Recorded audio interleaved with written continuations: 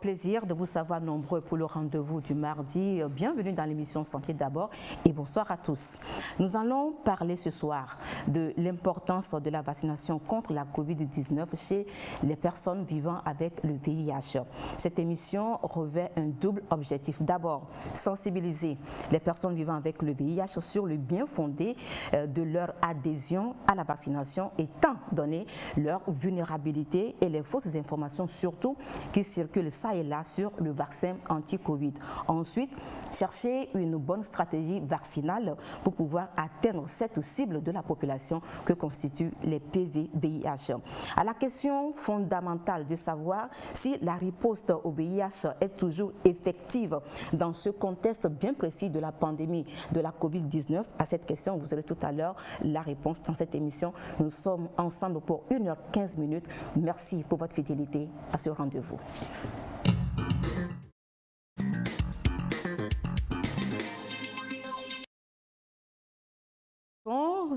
À ma droite, juste à côté de moi, Dr Zakelatou Adam. Elle est médecin de santé publique, responsable de l'unité prise en charge médicale au programme national de lutte contre le sida, les hépatites et les IST. Et à côté du docteur Adam, vous avez monsieur Augustin Dokla. Il est le président du réseau des associations des personnes vivant avec le VIH-Sida au Togo, en abrégé RAS+. Et à ma gauche, vous avez monsieur Atnedi Niassé. Il est le chef du service communication et relations publiques au secrétariat permanent du Conseil national de lutte contre le sida et les infections sexuellement transmissibles. Chers invités, bonsoir. Bonsoir, madame. Et merci d'avoir accepté d'animer l'émission de ce soir avec nous. Comment allez-vous? Oui, ça va bien. Ça va. Et les activités? Bon, tout se déroule bien. On rend grâce à Dieu. En tout cas, c'est un plaisir de vous avoir sur ce plateau pour ensemble parler de l'importance de la vaccination anti-Covid chez les personnes vivant avec le VIH, des personnes que nous dénommons affectueusement les PV-VIH. Alors, première question, madame docteur Adam, dites-nous, nous parlons ce soir des PV-VIH, des personnes qui vivent avec le VIH-Sida. Est-ce qu'on peut avoir une idée sur la situation générale des PV-VIH au Togo? Merci. Merci pour nous avoir donné cette opportunité, nous permettant de nous exprimer une fois encore par rapport à la lutte contre le VIH. C'est vrai que la venue du Covid-19 a perturbé la lutte contre le VIH, donnant l'impression d'une pandémie oubliée, si on peut l'exprimer ainsi. C'est ça. Et le VIH existe bel et bien et la lutte doit continuer. Tout à fait. Au Togo, l'épidémie du VIH est de type généralisé. Ce qui veut dire que la proportion des personnes qui sont infectées par le VIH dépasse 1% dans la population générale, adultes âgés de 15 à 49 ans, et avec une disparité dans la distribution. Et nous notons des groupes de population qui sont beaucoup plus à risque, et cette disparité aussi est observée au niveau de l'âge, le sexe, selon le milieu de résidence, selon que l'on soit en milieu rural ou urbain. Ouais. Donc, plus précisément, la prévalence au niveau national est estimée à 2,5% dans cette population générale âgée de 15 à 49 ans. Mais les estimations montrent quand même qu'il y a une tendance à la baisse, avoisinant 2% en 2020. Il y a une prédominance féminine, les femmes sont plus touchées que les hommes. Et du point de vue spatial, la prévalence décroît du sud vers le nord du pays. Ça veut dire que les régions au sud du pays sont plus touchées, avec des prévalences légèrement au-dessus de la moyenne nationale, contre moins de 1% dans la région des savanes. Donc en termes de milieu de résidence, la prévalence est 2 fois plus élevée en milieu urbain par rapport au milieu rural. Et ce qui nous préoccupe aujourd'hui dans la lutte, c'est que nous avons malheureusement des groupes de population qui sont plus à risque, notamment les hommes ayant des rapports sexuels avec des hommes, les professionnels du sexe et les usagers de drogue, où on a une prévalence largement supérieure à la moyenne nationale, pouvant atteindre vraiment 22%, voire même 13%. Mais par rapport aux différentes stratégies qui sont mises en œuvre pour détecter des cas et prendre en charge, on peut dire qu'aujourd'hui, en 2020, nous avons pu enregistrer près de 80 000 personnes vivant avec le VIH qui sont sous traitement. Mais malheureusement, les enfants ne sont pas restés pour compte. Les enfants sont également touchés et ils ne représentent que près de 6% de l'ensemble de la pile active nationale. Merci. Ok, merci beaucoup, Dr Adam, pour ce résumé sommaire de la situation au niveau des PVVIH au Togo, bien de la lutte contre le sida de façon générale. Monsieur Ignace, vous faites partie du staff du secrétariat permanent du Conseil national de lutte contre le sida et les IST. Alors dites-nous, dans cette lutte généralisée de la pandémie au nouveau coronavirus, où toutes les attentions sont focalisées sur le Covid, bien la Covid-19, c'est selon. Est-ce que la riposte au VIH est toujours effective? Oui, merci beaucoup.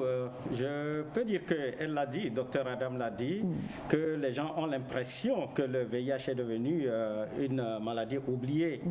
Et il faut dire que c'est en mars que le premier cas a été détecté au Togo. Pour le Covid-19. Covid-19, voilà.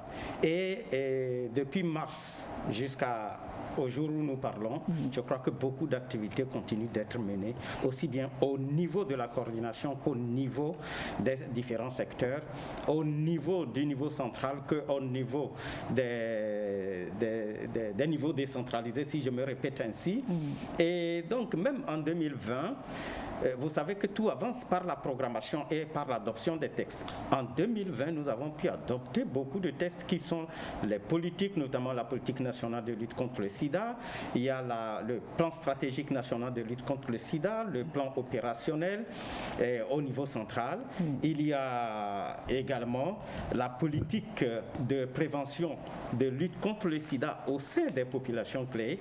Au niveau, si on prend le niveau du programme national de lutte contre le sida, beaucoup de documents de normes ont été également adoptés, et de même que des documents de communication. Et lorsqu'on prend au niveau des associations, nous sommes ici avec Augustin Docla, qui est président de RAS+, et on sait qu'il est venu à grands pas, à grande enjambée, venant de la région des Plateaux où il était en activité. Et donc beaucoup d'activités sont en train de se mener. Je suis en train de voir au niveau de Yongto, au niveau de EAWA, qui a également mis en œuvre un projet. Il y a le projet SDSR, Santé et Droits Sexuels et la Reproduction. Il y a les activités de beaucoup d'autres associations, comme l'association AV Jeunes. Et je ne voudrais pas faire des jaloux, mais c'est pour dire que beaucoup d'activités se font aussi bien au niveau programmatique, au niveau politique, qu'au niveau exécution des activités sur le terrain. Et même l'évaluation le 1er décembre 2020, au cours du 1er décembre, j'allais dire, Journée mondiale de lutte contre le sida, a démontré que beaucoup de choses ont été faites contrairement à l'apparence. Ok, merci beaucoup. Monsieur Augustin Docla, vous êtes en contact permanent avec vos pairs.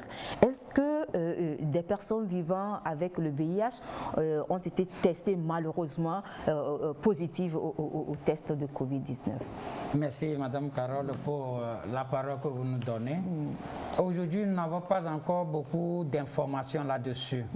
Et peut-être c'est une très bonne chose parce que dès l'entame de cette pandémie à la Covid-19, nous n'avons pas fait quand même d'économie en termes de stratégie ou d'approche pour sensibiliser de Lomé jusqu'à Saint-Cassé toutes les structures qui viennent en aide ou qui prennent en charge les personnes vivant avec le VIH-Sida, et en fournissant également des moyens, des détergents, des gels hydroalcooliques, un certain nombre de choses ou un certain nombre d'informations les permettant de se protéger.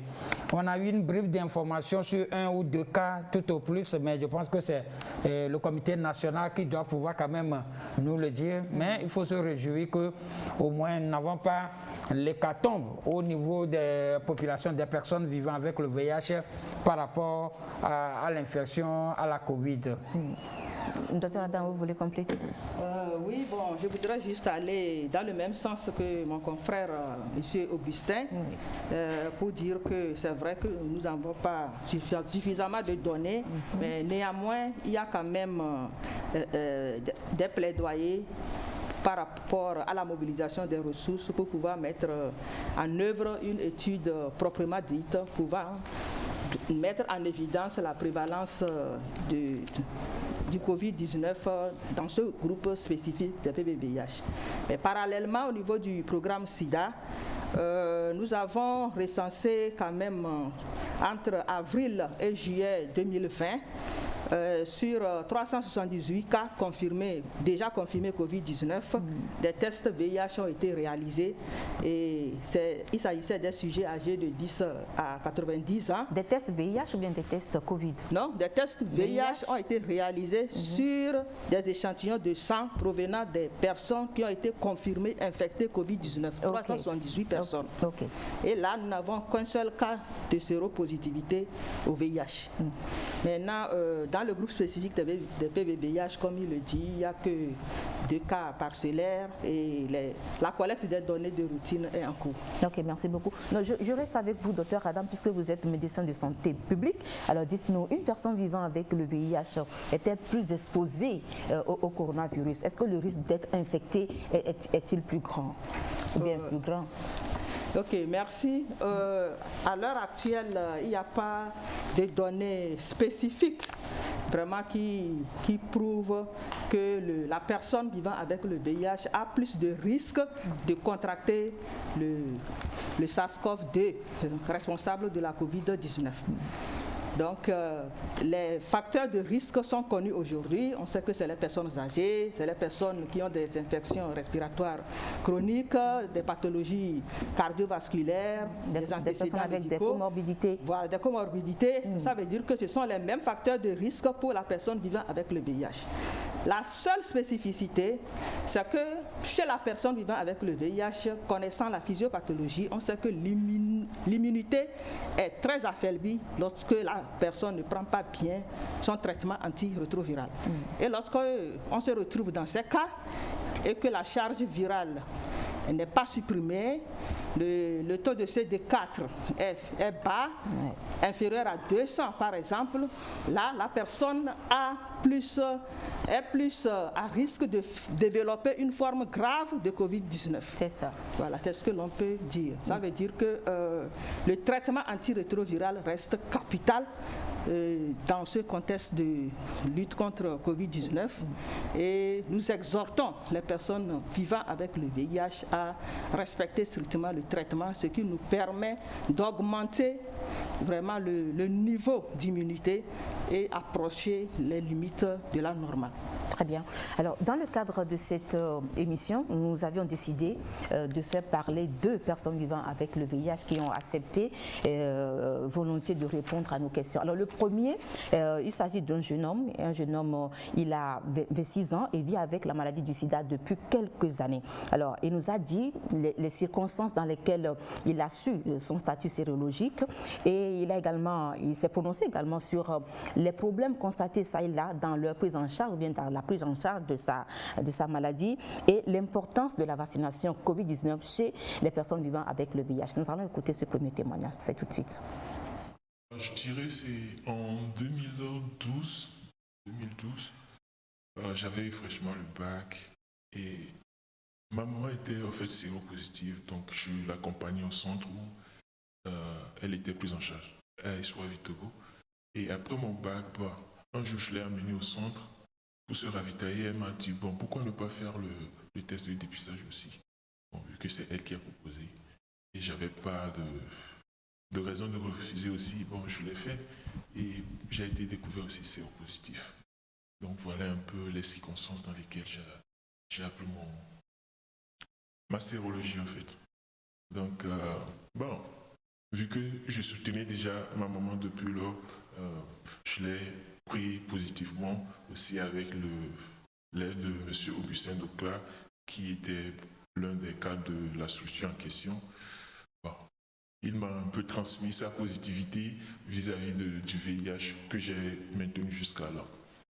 Au début de la pandémie, avec les restrictions et tout, l'accès à notre centre de prise en charge a été un peu restreint. On n'autorisait pas tout le monde à venir en fait. Donc, surtout les jeunes. Et vu que nous, on était habitués à venir, à être entre amis, papoter un peu, essayer d'évacuer nos stress entre amis, cet accès-là nous a été refusé finalement avec la Covid en fait. Et aussi les entretiens avec les soignants et encadreurs aussi avaient diminué. Donc voilà un peu l'impact que moi j'ai ressenti personnellement. Mais pour ce qui concerne la prise en charge, il y avait eu un temps aussi la rupture de quelques ARV, surtout pour les personnes sous 2e et 3e ligne. Donc voilà un peu les difficultés qu'on a eues. À l'avènement des vaccins anti-Covid, beaucoup de polémiques étaient soulevées. Mais personnellement, bon, moi je me dis, si les chercheurs ont trouvé et ils ont dit que c'est ça qu'ils ont trouvé, je ne vois pas d'inconvénient, à moins que je ne trouve quelque chose de meilleur. Et pour ce qui concerne les idées des gens, comme quoi les Blancs veulent utiliser ces vaccins pour nous tuer, j'en ai aucune preuve. Donc, et d'un autre côté, si le Blanc veut faire quelque chose de la sorte, il a des moyens beaucoup plus faciles que ça pour arriver à ses fins. Donc, les vaccins, je suis pour à 100%. Si on s'hazarde à ne pas, à refuser ce vaccin et que nous sommes attaqués par la Covid-19, je crois que ce sera beaucoup plus grave dans notre cas, vu déjà l'état du système immunitaire. Associé maintenant Covid-19 au VIH, ce serait fatal, à moins que Dieu ne soit vraiment de ton côté, quoi. Donc j'exhorte vraiment toutes les PVVIH à se faire vacciner pour maximiser leurs chances pour lutter contre surtout la Covid-19.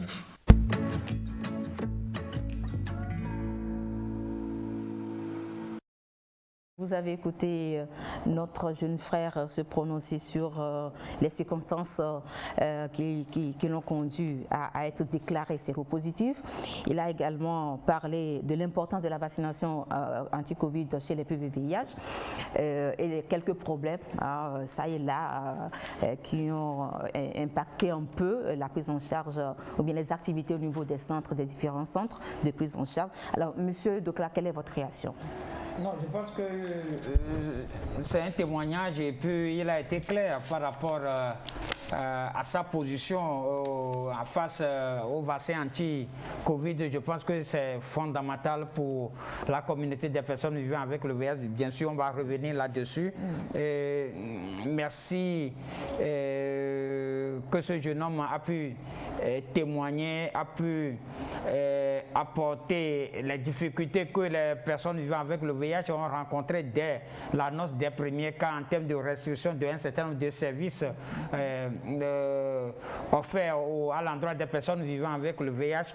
Ce qu'il a dit qui est fondamental, il est extrêmement convaincu que le vaccin peut apporter un tant soit peu une protection pour la communauté des personnes vivant avec le VIH. Je pense que c'est la leçon qu'il faut garder et on continue. Merci beaucoup. Oui, moi je crois que c'est très important là-bas parce que dès le début du mois de mars, dès qu'on a annoncé les cas, je crois que tous les acteurs de lutte contre le sida ont vite compris qu'il faut prendre des mesures barrières au niveau des structures d'abord et dans la protection des PVVIH.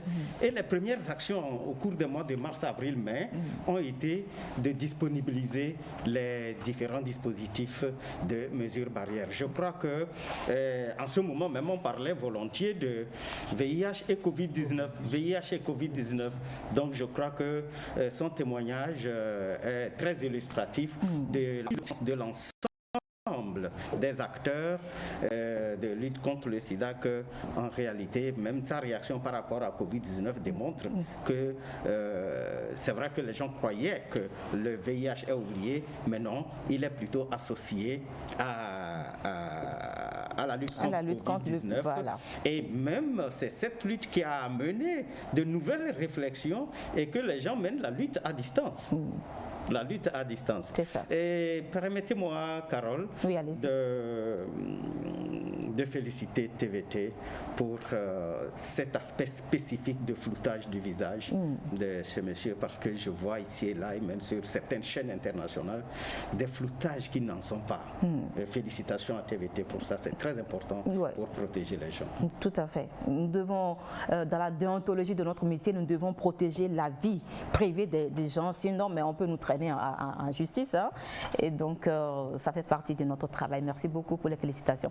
Docteur Adam, on parle du VIH. Le thème de l'émission de ce soir, c'est l'importance de la vaccination, donc du vaccin anti-Covid, chez les personnes vivant avec le VIH. C'est vrai qu'on parle du VIH-Sida depuis des années 80-90, mais aucun vaccin n'a été mis au point jusqu'à présent contre le virus du sida. Mais cependant, il a suffi, moins d'un an, mais presque dans l'intervalle d'une année, de trouver des vaccins contre la Covid-19.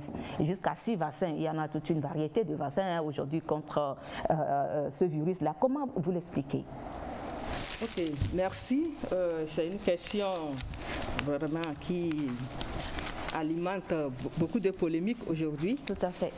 Il faut d'abord reconnaître que les deux maladies ne sont pas les mêmes. Le VIH comme la Covid-19, le VIH-Sida comme la Covid-19, les deux sont causés par un virus. Mais ces deux virus n'ont pas les mêmes caractéristiques. C'est ça. Donc le virus qui est responsable du syndrome d'immunodéficience acquise, le sida, donc c'est un rétrovirus qui a des caractéristiques très particulières. Le virus qui est responsable de la maladie Covid-19 est un virus qui a beaucoup plus tendance à s'attaquer à l'appareil respiratoire. Et les modes de contamination aussi ne sont pas les mêmes. Dans le cadre du VIH, il s'agit d'une transmission qui se fait dans des conditions spécifiques et bien précises. La voie sanguine, la voie mère à l'enfant, que ce soit pendant la grossesse, pendant l'accouchement ou au cours de l'allaitement, également au cours des rapports sexuels. Et ces circonstances que nous venons de citer, vous convenez avec moi que ce ne sont pas des circonstances qu'on retrouve dans la vie quotidienne. Contrairement au Covid-19, dont le virus responsable est le SARS-CoV-2, et la contamination respiratoire, et c'est au cours de la vie quotidienne, ce qui fait qu'on peut, que ce soit dans les bars, n'importe où, on peut contracter le virus. Et la Covid-19 touche l'ensemble du monde, et donc aussi la partie du monde avec plus de ressources. Donc, il y a eu énormément de moyens qui ont été mobilisés pour trouver le vaccin, il faut le reconnaître, mais ça n'a pas été vraiment le cas pour le VIH. Et puis, les vaccins ont le même objectif. Ça permet de stimuler d'abord le système immunitaire pour l'amener à reconnaître le germe pathogène, le virus dans notre cas de figure, et l'organisme va produire des anticorps. Les anticorps vont nous permettre de protéger l'organisme. L'organisme va garder la mémoire, c'est-à-dire que la manière de lutter contre ce germe-là face à des agressions futures. Mais les techniques sont différentes. On peut utiliser des virus atténués, vivants atténués, on peut utiliser une partie du virus. Également, on peut utiliser aujourd'hui, avec l'avènement du Covid-19, il y a de nouvelles technologies qui ont été développées très rapidement en un temps record. Voilà, c'est ça qui fait la différence. Alors que cette technologie-là n'avait pas été mise au point auparavant. Donc c'est maintenant que nous allons dire que peut-être qu'on va s'inspirer de cela pour voir dans quelle mesure aller vers un vaccin qui va utiliser le génie génétique, les ARN messagers comme le vaccin AstraZeneca aujourd'hui. Voilà. Alors, oui, je crois. Les gens n'y pensent pas trop, mais je crois que l'aspect qu'elle a cité en premier, Dr Adam a cité en premier, qui est le fait que Covid-19 a attaqué tout le monde, y compris toutes les puissances, tous ceux qui ont les moyens, tous ceux qui ont les ressources. Et donc, le Covid étant apparu dès sa naissance un peu comme une arme contre les politiques, une arme contre les économies, une arme contre la diplomatie mondiale, il a fallu que chacun s'affirme, chaque gouvernement ou chaque État s'affirme en face de sa population pour éviter. Vous avez vu comment ça s'est passé dans certains pays, les plus puissants de ce pays, où il suffisait que le dirigeant dise non, ce n'est pas ça, c'est une maladie pour les autres. Et on a vu comment ça s'est passé et comment l'hécatombe a failli arriver. Et donc, les puissances devaient chacun d'abord s'assurer qu'il peut disposer d'un vaccin pour protéger sa population, pour ne pas perdre la face. La protéger, garder sa puissance politique en interne et en même temps pouvoir protéger sanitairement. On parle de crise sanitaire. Protéger sanitairement ces populations. Mais alors, qu'est-ce qu'il faut faire? On a vu la suite. Les gens, en produisant les vaccins, les produisaient dans un premier temps d'abord pour eux-mêmes. Tout à fait. Pour d'abord être sûr qu'on peut couvrir ma population avant de savoir si il a fallu que l'OMS réagisse autrement. Sinon, jusqu'à un moment donné, les gens produisaient les vaccins pour eux-mêmes. Donc je crois que par rapport au fait que coronavirus a été mondial tout de suite en un temps record et que attaquait même les pays qui ont des ressources, les gens n'ont pas lésiné sur les moyens pour produire les vaccins. Ça n'a pas été le cas pour le VIH qui a été un peu territorial. Voilà, je crois que vos explications ce soir sont très convaincantes et je suis d'accord avec vous sur ce que vous venez de dire. C'est vrai que les gens ne comprenaient pas et c'est ce qui fait d'ailleurs que les gens sont un peu réticents à faire confiance à ces vaccins-là. La rapidité avec laquelle les vaccins ont été mis sur le marché, je veux dire, les gens se sont dit mais c'est en un temps record, ce n'est pas possible parce qu'il faut du temps, il faut des étapes, c'est un long processus, mais en un temps record on a fait sortir au moins 5-6 vaccins. Les gens s'interrogent, mais tel que vous l'avez expliqué, je crois que c'est convaincant, plus ou moins convaincant. Alors je reste sur vous, monsieur Niasse. Si nous prenons les vaccins contre la Covid-19, est-ce qu'il y a des risques particuliers pour les personnes vivant avec le VIH? Non, parce que Dr Adam expliquait ça tout à l'heure. Au fait, le vaccin Covid-19 a les mêmes compétences de protection de toute personne. Puisque être PVVIH ou être mis sous ARV, nous savons que le Covid-19 s'attrape plus généralement par les gouttelettes de salive et elle parlait d'une maladie beaucoup plus respiratoire et donc ce mode de transmission n'a aucun lien avec les autres types de maladies. Mais peut-être c'est la forme grave de Covid-19 de l'infection que les gens veulent éviter et en insistant sur les PVVIH parce que les formes graves de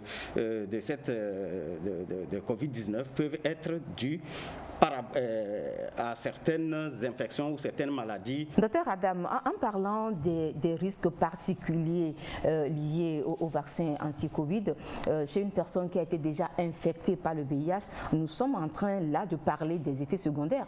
Oui, bien évidemment. Bien évidemment.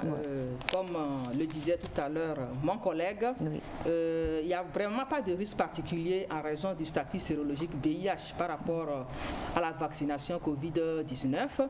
Les vaccins Covid-19 apportent les mêmes avantages aux personnes vivant avec le VIH que pour n'importe quelle autre personne dans la communauté. Donc les effets secondaires sont les mêmes et les réactions aussi sont les mêmes. Et de même, au sein de ce même groupe spécifique, le groupe de PBVIH, il n'y a pas les données scientifiques montrent aujourd'hui qu'il n'y a pas encore de différences spécifiques entre eux. Mais par contre, ce sur quoi il faut vraiment mettre l'accent, c'est le choix du vaccin.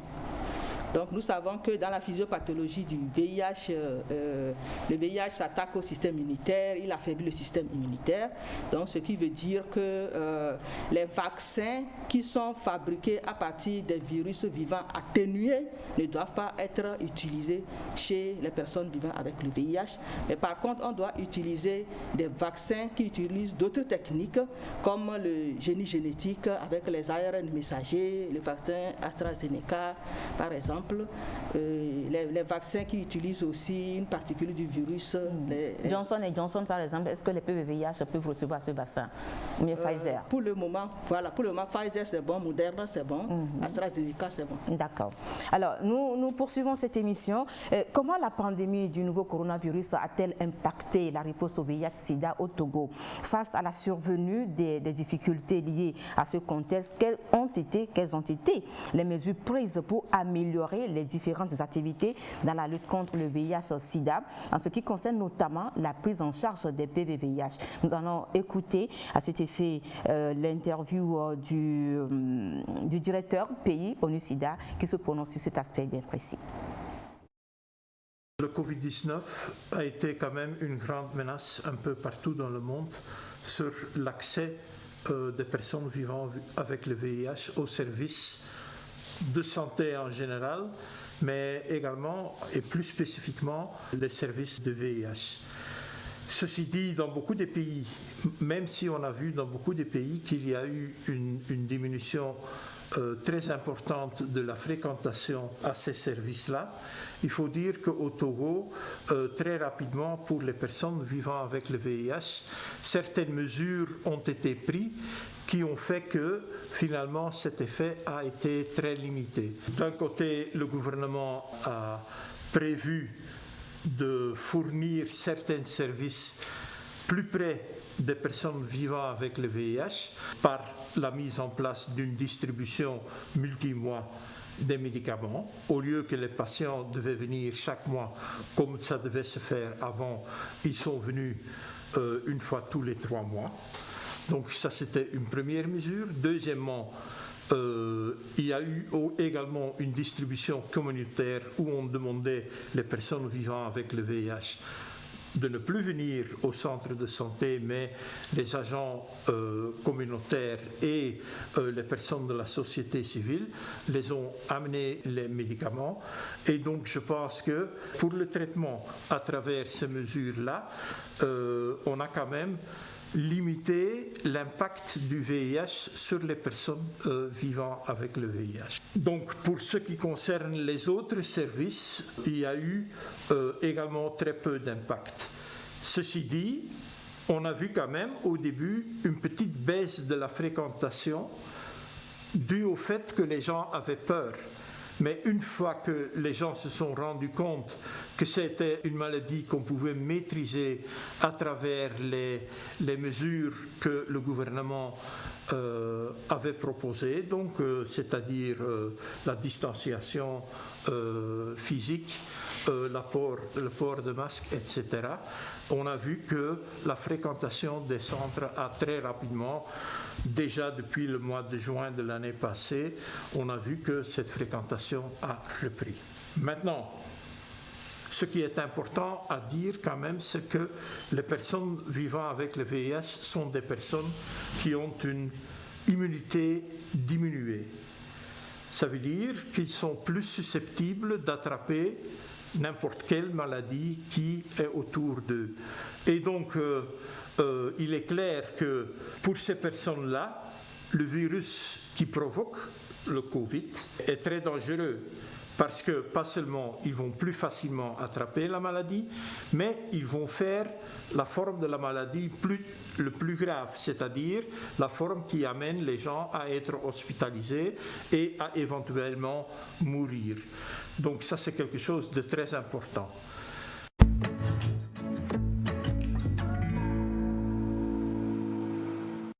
Mais Monsieur Docla, est-ce que vous n'avez pas entendu certains de vos pairs dire par exemple que oui, c'est parce que moi je prends déjà le traitement antirétroviral, donc je suis déjà protégé contre le Covid-19.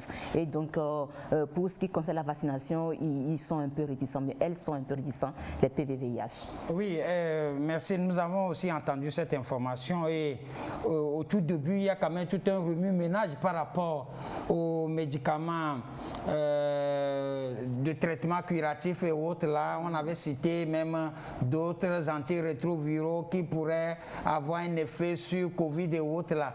Et il y a eu quand même assez de matraquage médiatique autour et on a tellement emmagasiné des messages ici et là qui n'ont pas aussi trop facilité. Il y a certains qui l'ont dit qu'eux, ils sont protégés parce que certains disent qu'il y a certains ARV. J'ai dit, est-ce que c'est les ARV dont on parle que tu prends aujourd'hui ici? Non, probablement pas. Et d'autres aussi disent, bon, le vaccin, je ne le ferai pas. C'est compliqué parce que moi, j'ai déjà un système immunitaire diminué. Pourquoi prendre aussi un vaccin? J'ai dit non. Tel que la chose se présente, je pense que le vaccin, c'est efficace. Sinon, le pays ne va pas l'autoriser, le pays ne va pas nous le proposer. Est-ce que vous voyez? Et moi-même, je l'ai fait. J'ai déjà fait les 2 tours de vaccin. Je suis toujours... C'était le vendredi dernier que j'ai fait le dernier. La deuxième dose. La deuxième dose. Est-ce que vous voyez, je suis toujours en bonne santé, je cours de gauche à droite par rapport à ça. C'est possible tout ça là.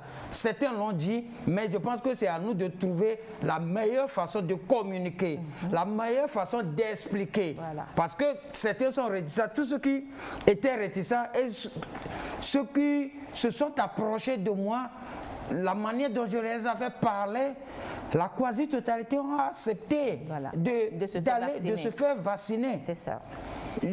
Comme vous l'avez dit par rapport à la question précédente, nous n'avons pas de risque particulier par rapport au commun des mortels.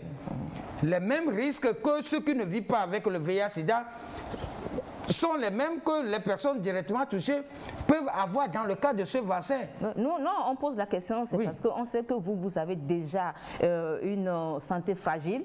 Votre santé, elle a été fragilisée par l'infection au VIH-Sida. Alors, une infection de la COVID qui va faire co-infection VIH-Covid, alors on craint. On craint. Oui, vous craignez, c'est légitime. Ce qui est important, il y a un élément également qu'il faut rappeler. Au Togo, le traitement antirétroviral marche énormément bien. Ceux qui ont fait la charge virale, la plupart, 84, ont supprimé la charge virale aujourd'hui. Et je pense que c'est un élément qu'il ne faut pas négliger. C'est ça. Moi, je n'ai pas un système immunitaire faible, malgré que je fais quasiment 30 ans de vie avec cette infection. Je prends correctement mes ARV et mon système immunitaire s'est rétabli. Et la plupart aussi de mes pairs ont leur système immunitaire compétent, pouvant les défendre contre X ou contre Y infection. Ou bien maladie opportuniste. Et je pense que c'est fondamental. Maintenant, par rapport au risque, il n'y a jamais risque particulier pour nous les PVVH, peut-être. Là où il peut y avoir des risques, c'est ceux qui ont un système très faible, mais on n'a pas encore de la documentation là-dessus. On a compris, merci beaucoup. Docteur Adam, est-ce que l'efficacité du vaccin contre la COVID-19 chez une personne vivant avec le VIH dépendra du niveau de ces CD4? Il faut déjà commencer par nous expliquer ce qu'on entend par CD4. Ok, merci. Les CD4, c'est les lymphocytes T, CD4. Donc, c'est une forme de globules bruns, donc des cellules de défense de l'organisme, et c'est une cellule très importante qui permet de lutter contre les maladies, si on peut l'expliquer plus simplement comme ça. Et malheureusement pour nous, le VIH s'attaque à ce lymphocyte TCD4 et il affaiblit le système immunitaire, l'exposant donc à toute autre maladie. Donc ce niveau de CD4, pour le moment, selon les données scientifiques, il n'y a pas de risque particulier par rapport au niveau de CD4 concernant le vaccin Covid. Voilà. D'accord. Alors, Monsieur Niasse, c'est vrai que dans le cadre de cette émission, vous n'êtes pas médecin, mais nous nous sommes documentés à fond. Et une question qui dit, une personne qui vit avec le VIH et qui a pris les 2 doses de vaccin, est-ce que ces 2 doses-là suffisent-elles pour qu'elle soit protégée à 100% contre le virus de la Covid-19? Ah non. Ah non. Et quand on entend Augustin Docra et Dr Adam dire tout à l'heure, c'est que qu'on ait pris même jusqu'à 3 doses, cela n'est pas suffisant pour dire qu'on est protégé contre Covid-19. Dr Adam a fait une explication longue ici par rapport à quelles sont les différentes caractéristiques de ces 2 virus et surtout les différents moyens de transmission de ces 2 virus. Et donc je crois qu'il vaut mieux, même si on a déjà pris les 2 doses, continuer de se protéger. La protection, les mesures barrières, elles sont capitales. C'est vrai qu'elles seront levées un jour, mais en attendant les consignes du gouvernement, il faut qu'on continue, même si on a déjà pris les 2 doses. Augustin a dit qu'il a déjà pris les 2 doses, mais je le vois avec sa bavette. J'ai déjà pris les 2 doses jeudi dernier, la deuxième. Et je me protège. Docteur Adam, je suis sûr qu'elle a dû prendre ça même avant que ça n'arrive ici, étant du corps médical. Et donc, je crois qu'effectivement, la vaccination, certes, elle est importante, elle nous protège. Les 2 doses, acceptons, allons-y, prenons-les. Mais pour le moment, cela ne nous protège pas contre l'infection à VIH, ou alors cela ne nous protège pas contre une infection probable de Covid-19, tout simplement parce que nous avons déjà pris 2 doses. Non, soyons pour le moment, jouons la prudence. Très bien, jouons la prudence. Je reste encore avec vous, M. Niasse. Je l'ai dit, vous n'êtes pas médecin, nous avons heureusement un médecin de santé publique sur le plateau. Mais néanmoins, je vous pose encore cette question. Si une personne vivant avec le VIH, une PV-VIH, a déjà eu la maladie au nouveau coronavirus, est-ce qu'il est nécessaire pour cette personne de se faire vacciner? Ah oui. Question rouge. Oui. Docteur est là, hein? Oui, je parle sous son contrôle. Voilà. Et je ne vais pas faire de commentaires. Elle a déjà eu Covid-19 et elle est guérie de Covid-19. C'est ça. Est-ce la peine que j'aille encore chercher la vaccination Covid-19? Mais oui, la vaccination, ou plutôt être guéri de Covid-19 ne signifie pas qu'on ne peut plus être réinfecté. Tout à fait. Non, on est toujours exposé. C'est vrai, parfois on a cette fierté de dire que moi je suis immunisé parce que j'ai déjà eu la maladie. Sauf Dr Adam nous dira si vraiment avoir eu le Covid-19 et en être guéri est une immunisation contre le futur, c'est-à-dire qu'on n'attrape plus jamais le Covid-19. Non, il faut éviter. Dr Adam. Comme j'ai été interpellée. Oui. Bon, qu'est-ce que vous pensez de sa réponse? Est-ce qu'elle a bien répondu à cette question? Il n'est pas médecin. Non, très bien répondu. Très bien? Très bien répondu. Vous lui donnez quelle note là? 10 sur 10? 20 sur 20. Oh là là.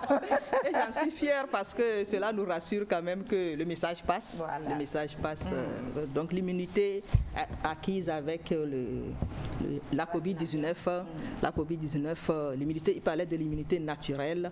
Donc elle n'est pas vraiment, elle n'est pas définitive et selon les données actuelles, la durée ne nous permet pas de nous dire aujourd'hui que quand on est infecté, on peut et on est protégé vraiment à vie, quoi. Voilà. Merci beaucoup. C'est ça le problème. Très bien. Alors, il est aussi jeune. Il est jeune, il est âgé de 25 ans et c'est depuis 2007 qu'il a découvert son statut sérologique. Aujourd'hui, c'est une PV-VIH et il l'assume fièrement. Quels sont les avantages, non pas les avantages, quels sont les changements ou bien les difficultés que ce jeune aussi a constatées concernant leur prise en charge dans ce contexte de la pandémie au nouveau coronavirus? Et quel est aussi son avis sur la vaccination anti-Covid chez les PV-VIH? Nous allons écouter ce deuxième témoignage. Immédiatement, je vais dire, je connais mon statut sérologique depuis 2007. Ils avaient invité une conseillère sociale, psychosociale, dans mon ancien centre de prise en charge. C'est elle qui m'avait souligné ou bien affirmé mon statut sérologique. Je vais dire que c'était pas trop la joie, c'était pas une joie. Mais je vis avec le VIH-Sida. Le VIH, ça fait 25 ans, j'avais 5 ans, c'est-à-dire toute ma vie. Je vais dire que maintenant, on arrive à contenir la difficulté de ces vies. Mais avant, il y avait beaucoup de préjugés. Vu que il n'y avait même pas de formation qu'on avait eue sur la thématique ou bien sur l'infection. Donc ce qui nous faisait, on se cachait. On se cachait constamment. Et moi, à mon niveau, j'évitais les relations sociales. Je limitais mes contacts avec les autres. Mais après, une formation. Et la familiarisation avec les autres pères, les pères du même statut que moi. Donc j'ai relativisé mes pensées sur la question. Donc actuellement, je vis bien avec le VIH. Depuis l'avènement du coronavirus, la prise en charge n'a pas été comme elle était avant. Il y a eu des ruptures de traitement, mais vu qu'il y a des substituts, on nous a aidé avec les substituts de médicaments jusqu'à la nouvelle vague de produits qu'on nous a amené. Et puis il y a eu la fréquence de suivi assez censurée. On ne le faisait plus à cause du contexte de Covid.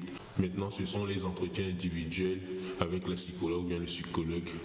Se vacciner étant PV-VIH, c'est comme avoir 2 armes contre un seul ennemi.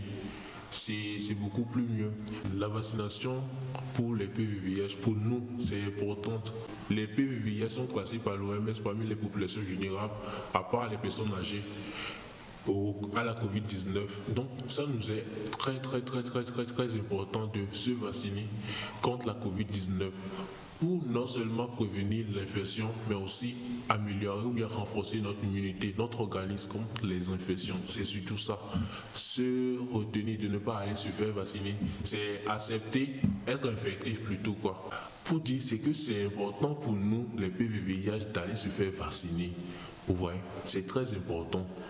Sans vaccination, c'est comme on est double fois ou bien 1000 fois même plus vulnérable pour les infections. Quand le VIH était apparu, il n'y avait pas de vaccin. Ils n'ont pas trouvé de vaccin. C'est des années après qu'on a trouvé le vaccin, qu'on a trouvé les traitements arrivés plus tôt. Les traitements arrivés qui sont préventifs toujours. Imaginez que vous souffrez encore du VIH et en bonus, vous avez encore le Covid-19, la Covid-19 plutôt. Il y en a que je suis à connaître qui sont infectés par la Covid. Aujourd'hui, ils ne sont plus avec nous. Je ne peux pas donner leur nom, mais je les regrette. Il y en a qui sont inobservants et qui sont exposés à la contamination de la Covid. Tu es inobservant et tu attrapes la Covid, ça va t'entraîner à la mort directe. On te dit, tu peux au moins prévenir la Covid-19 en attendant d'être observant au traitement. Donc il te faut aller faire le vaccin pour prévenir la Covid et être observant. Ceux que j'ai perdus, ils étaient inobservants plutôt au traitement arrivé. Ils ont eu des pauses, des fatigues thérapeutiques, je vais dire, pour le traitement. Donc, quand ils ont contracté le virus, l'organisme était déjà détérioré. Donc, c'est comme une bombe qui est lancée dans l'organisme avec la multiplication des virus. Donc, ils ont succombé. Ils sont partis comme ça. Donc je vais vous demander d'aller vous faire vacciner. Pour mon expérience personnelle, c'est vrai, avant le vaccin, je me suis posé beaucoup de questions, surtout pour la première dose. Je me suis posé beaucoup de questions. Mais après la première dose, je n'ai rien vu. Je n'ai rien ressenti. Ce qui veut dire qu'il y a une fiabilité. On peut espérer dans le vaccin. Donc, je me suis lancé, quand on m'a rappelé pour la seconde dose, je suis allé directement. Ils m'ont appelé la veille, le lendemain, j'étais déjà. Parce que la vie compte pour moi, quoi. J'ai beaucoup de choses à réaliser. C'est pas, on a essayé de relativiser, on est PVVIH, on a su tenir le coup. On a su tenir, on s'est dit que bon, la vie est encore à vivre. Et c'est pas maintenant qu'on va se laisser abattre par la Covid-19. Non.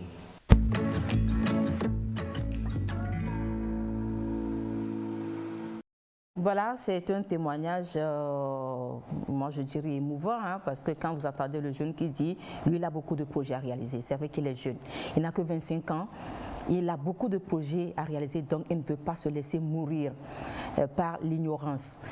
L'ignorance ou bien par des fausses informations, ou bien croire à ce qui n'existe pas. Et là-dessus, je suis d'accord. Et il a compris, il a pris les 2 doses de vaccin.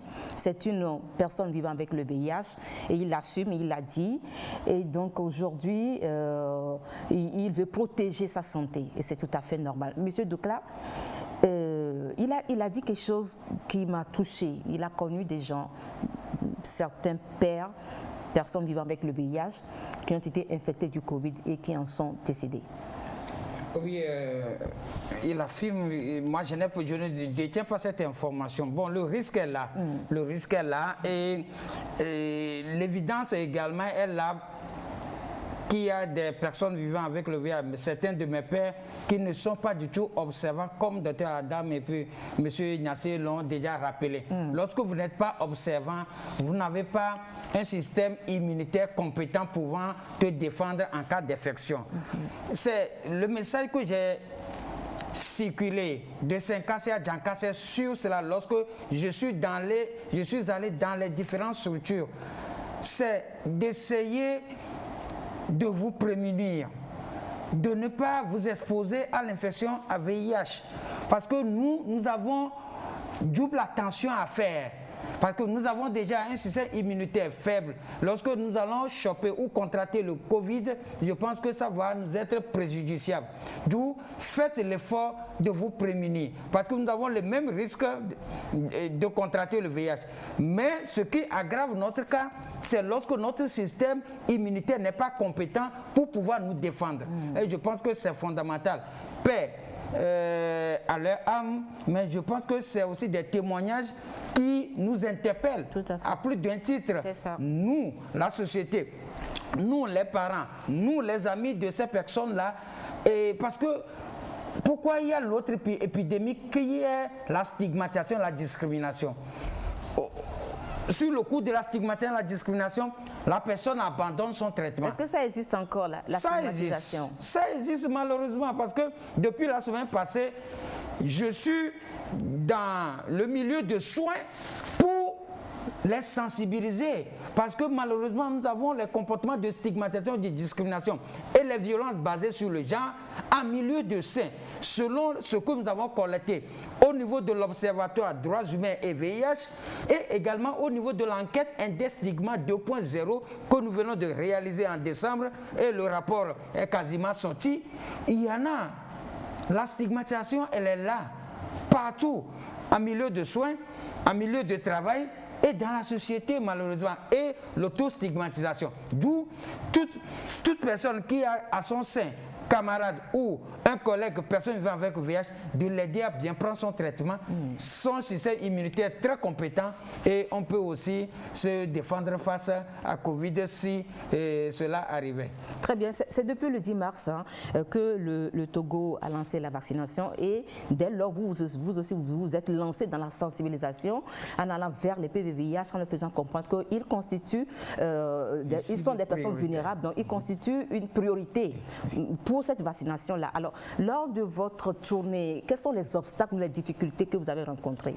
Oui, les difficultés que nous rencontrons sur le terrain, c'est en termes de... À part les réticences de certaines personnes qui ne veulent pas se faire vacciner malgré leur statut sérologique. Oui, mais vous voyez, c'est compliqué. Il n'y a pas suffisamment de confiance au vaccin. Et cela est dû à quoi? Cela est dû à toutes les informations qui ne sont pas toujours vérifiées que nous avons à vil prix et qui circulent. Même si je ne suis pas allé, l'information vient vers moi. Pas d'autres canaux. Est-ce que vous voyez? C'est ça la fondamentale, la difficulté.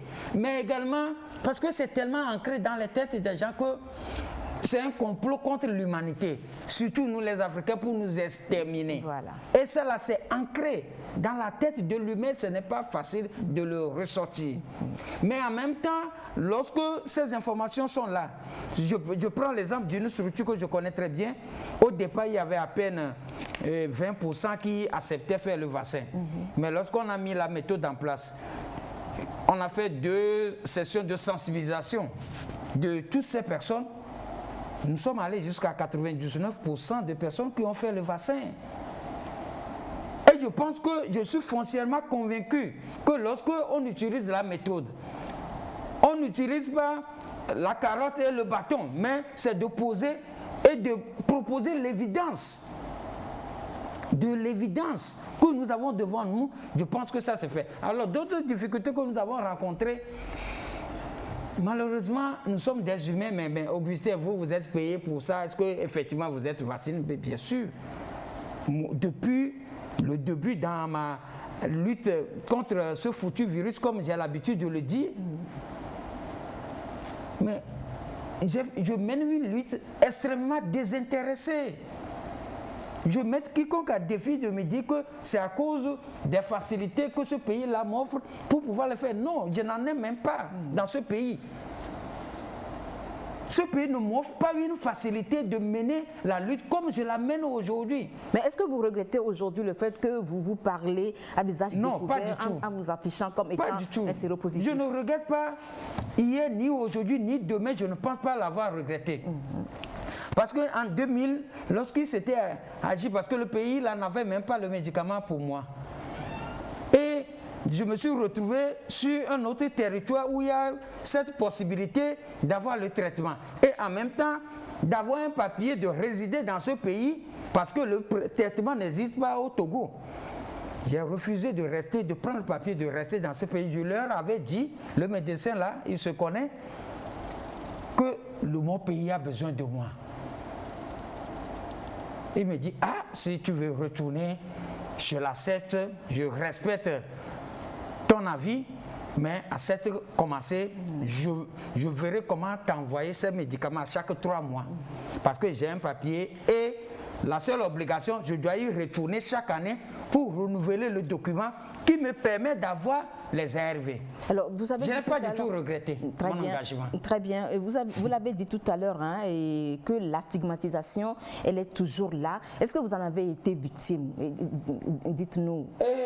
Moi, personnellement... Juste un exemple. Oui, pas moi personnellement. Je n'ai pas été victime personnellement ou d'une manière flagrante. Bon, ça dépend aussi de la manière dont je porte positivement l'infection en VIH-Sida. Peut-être il peut y en avoir, mais je n'ai pas fait trop attention. Parce que la vie est devant moi, je continue ma lutte et puis... Donc vous forcez l'admiration des jeunes. Le jeune qui a parlé tout à l'heure, quelqu'un a cité votre nom en disant que vous avez réussi à leur transmettre votre positivité et donc dans le mental, ça veut dire qu'ils ont accepté aussi la maladie et ils sont prêts même à témoigner un jour sur mon plateau à visage découvert. C'est vraiment super, monsieur Doclar. Mais c'est dangereux pour eux de témoigner à visage découvert. Moi, je suis un fou, personne ne peut m'imiter par rapport à ça. Ah bon? C'est extrêmement dangereux, mais nous sommes toujours en contact avec tous ces jeunes-là. Voilà. Et c'est fondamental. J'ai l'habitude de dire, on n'a plus besoin d'amener quelqu'un d'ailleurs pour venir témoigner. Les personnes vivant avec le VIH, depuis la famille du président de la République et d'un citoyen, quelque part, au fin fond d'un Togo profond, nous sommes tous touchés d'une manière ou d'une autre. Et que si nous avons une hygiène dans nos propos, ces personnes-là peuvent spontanément, volontairement s'ouvrir à nous. Et je n'aurais pas eu un témoignage à la TVT, mais le témoignage, je l'aurai à mes cheveux. Tout à fait. Merci beaucoup. Merci pour votre charisme. Merci pour tout ce que vous faites, les activités, vos efforts dans la lutte contre le VIH au Togo. Vous êtes une référence, ça c'est vrai.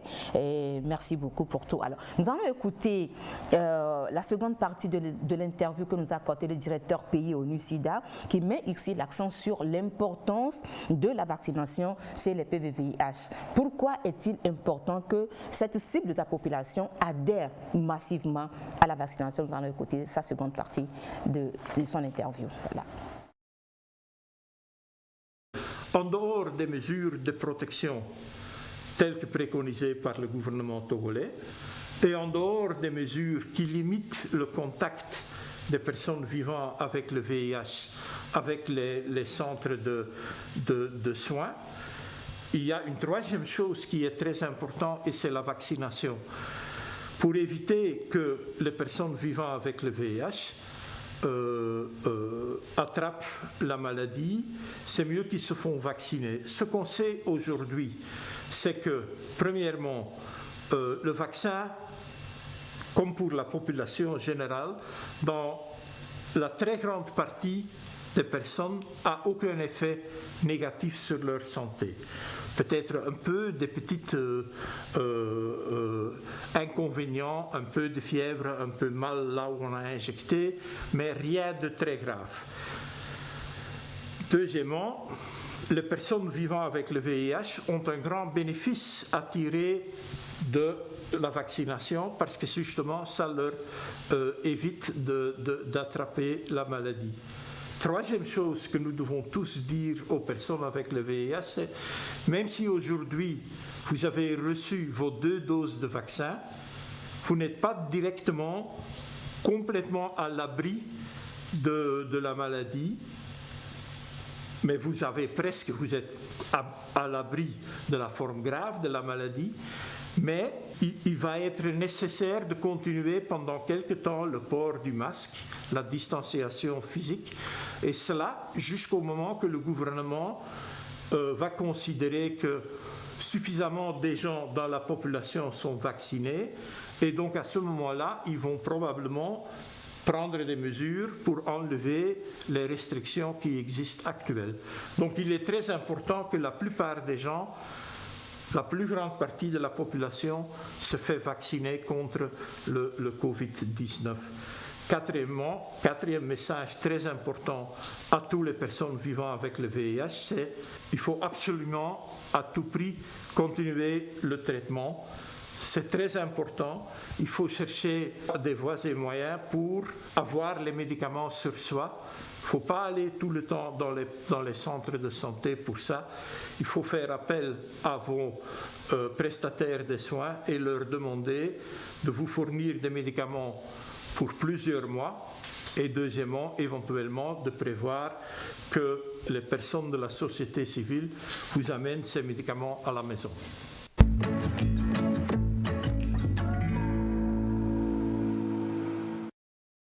Monsieur Ignace, l'intervention du directeur pays ONU-SIDA, c'est en quelque sorte une invite ou bien une exhortation à l'endroit des PVVIH à accepter de se faire vacciner librement, sans aucune contrainte. Oui, et je crois que cette intervention renforce l'intervention du jeune qui a précédé. Et vous avez dit, Carole, que c'était émouvant. Plus qu'émouvant, c'était une leçon de vie, ces jeunes-là.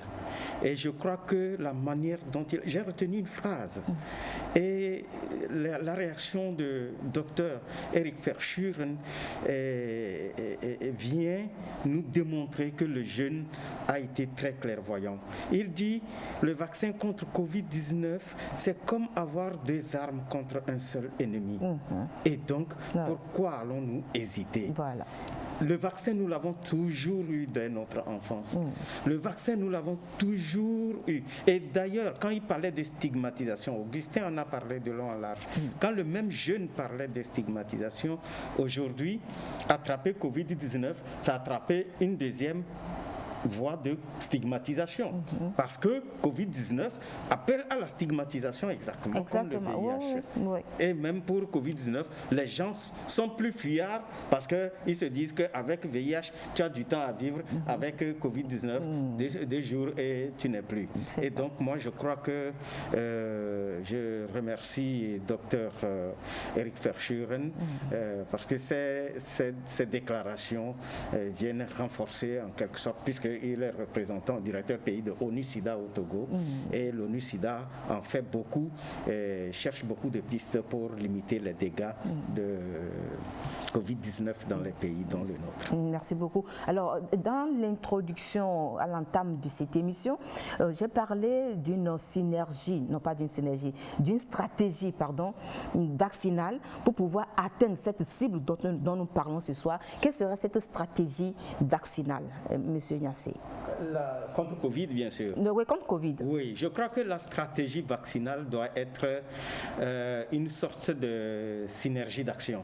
Premièrement, la sensibilisation. Voilà. La sensibilisation. Et en plus, le témoignage des leaders.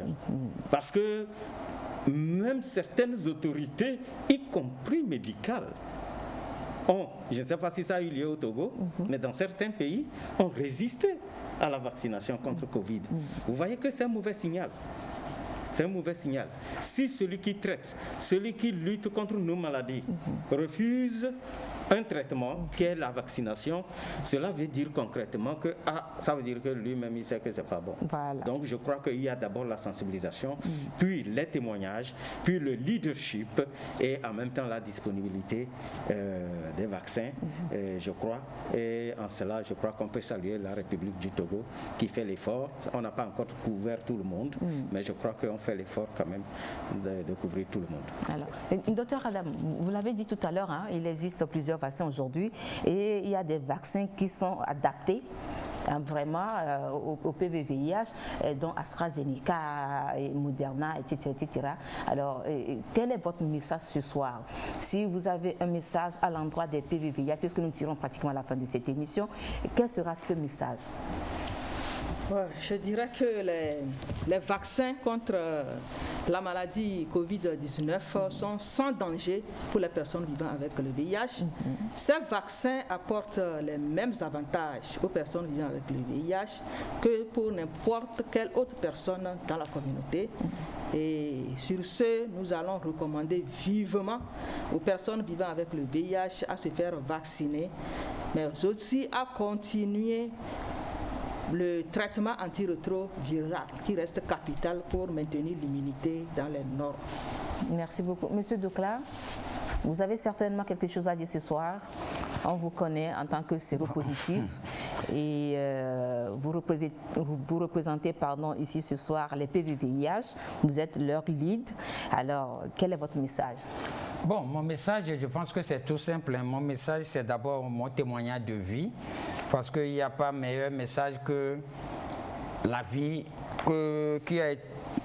qui a failli être perdue, mais aujourd'hui nous sommes vivants. Je pense que ça, c'est le premier témoignage. Le second témoignage a fait message, c'est de faire confiance au vaccin.